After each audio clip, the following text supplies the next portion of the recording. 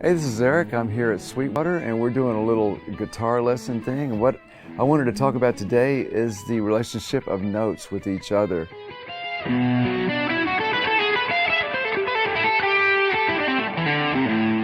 One fun way to try to embellish what you do, first off, first and foremost, is to work on rhythm playing and chords. So if I was just to take a chord, say I took a C chord, and I could just add certain notes by just changing certain notes, turn it into a major seventh. I could also change it into a sixth. I could also change it into a sharp five. And then I also could put the major seven back in with the sharp five. And see, by just moving my fingers around, I come up with all these chords.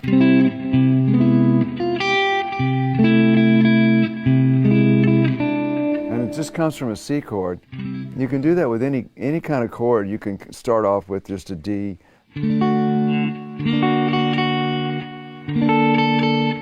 All I'm doing is moving my fingers around, and you'll notice as you do that you're coming up with different chord shapes and inversions and types of chords, and it helps.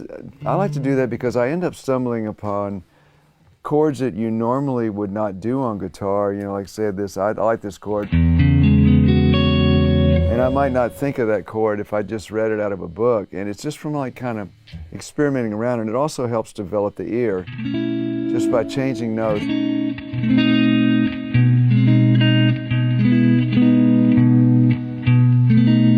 all I'm doing is just moving around certain frets, and you end up with all these different chord shapes. The sky's the limit, and that's kind of how I come up with my chords.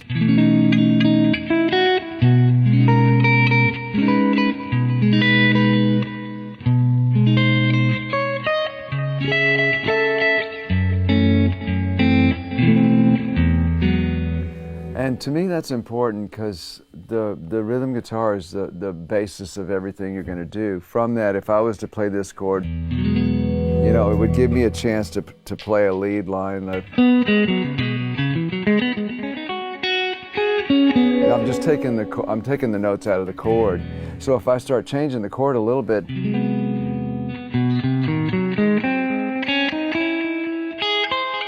I could start introducing those notes from the chord into my lead playing. So really, you know, if you take a chord, any simple chord, and just start like branching out like tree branches, you know, let me move this over, move that over there, and then develop your ear to hear the difference in those notes, and then know that those are the building blocks by which you can play melody and lead over.